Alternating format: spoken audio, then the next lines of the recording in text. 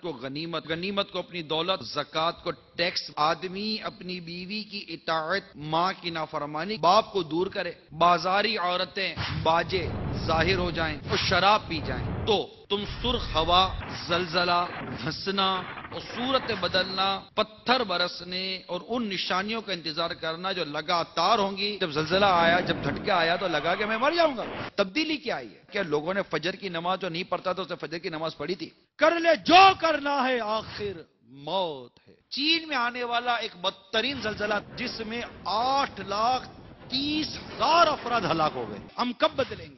پچھلے دنوں ہمارے یہاں سیلاب دیکھیے کیسی تباہی مچا کر چلا گیا۔ اب ساحل سمندر کو دیکھیں، سمندر اپنی جگہ بے رہا ہے، آپ اس کے اندر جا رہے ہیں، کود رہے ہیں، سب کچھ کر رہے ہیں، مگر اسی سمندر کو رب کریم کا جب حکم ہوتا ہے کہ اٹھ، یہ اٹھتا ہے 5 فٹ 10 فٹ 100 فٹ تک یہ اپنی بلندیوں تک جاتا ہے، اپنی حدوں کو توڑتا ہے۔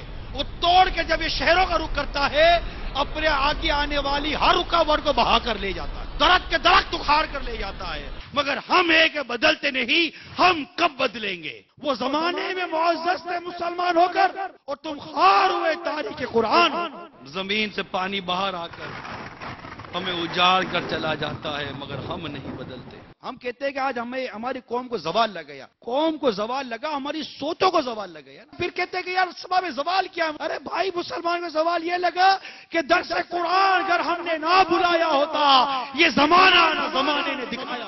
قرآن پاک واضح لفظوں میں پچھلی قوموں کی بربادی کا بیان کرتا ہے کہ اس پر غور کرو۔ رمضان مبارک میں جو زلزلہ آیا تھا، لاکھوں افراد اس میں ہلاک ہو گئے۔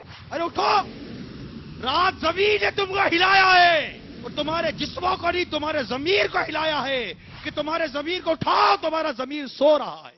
اب بھی نہ سمجھے تو یاد رکھو مسلمانوں، تمہاری داستان تک نہ رہے گی داستان۔ ادھر زلزلہ آیا، ادھر سونامی آیا، ادھر طوفان آیا، ادھر آندھی آئی، برف کے تودے گرے، کہیں ایسی ٹھنڈ آئی کہ لوگ ٹھٹر ٹھٹر کر مر گئے، کہیں ایسی گرمی آئی کہ لوگ تپش کی مارے مر گئے۔ ہم کب اللہ تبارک تعالیٰ کے خوف سے تھر تھر آئیں گے؟